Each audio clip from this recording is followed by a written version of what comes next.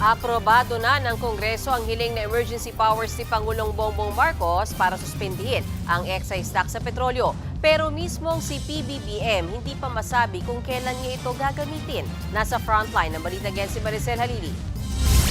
Lusot na sa Senado at Kamara ang hiling ni Pangulong Bongbong Marcos na bigyan siya ng emergency powers.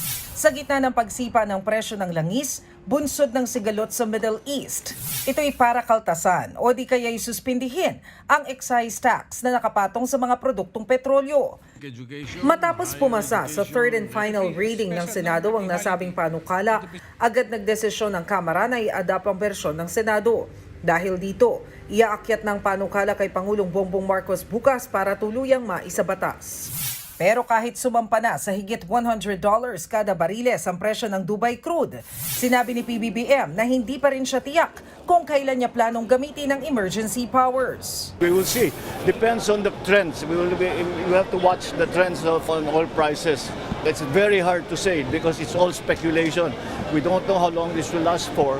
Ang siniguro ng gobyerno, hindi maaantala ang pag-export ng China ng fertilizer sa Pilipinas. Bukod kasi sa petrolyo, kasama ito sa posibleng makaapekto sa presyo ng bigas.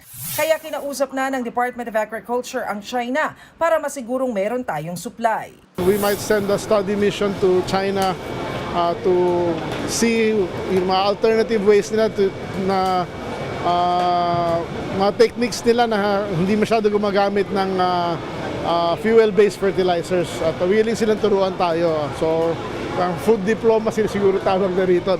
Irerekomenda rin ng DA na magpatupad ng price cap sa mga imported rice para matimpla ang presyo nito. Pero hindi maikakaila na mga ordinaryong mamimili at tindero ang apektado sa mayat-mayang paggalaw sa presyo.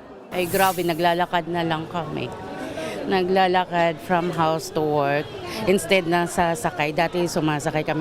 Kaso sobrang higpit. Ang dami kasing kailangan bayaran. And lalo na magmo-moving up yung mga anak namin. Hirap din ho kami sa pagbebenta, sa pagtitinda.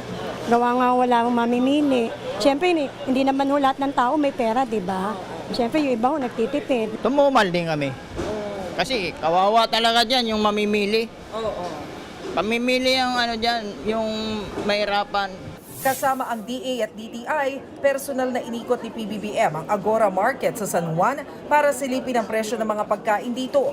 Bagamat may bahagyang paggalaw ng presyo ang mga bilihin, sinabi ng Pangulo na huwag magpanik dahil normal pa raw ang supply ng mga pagkain.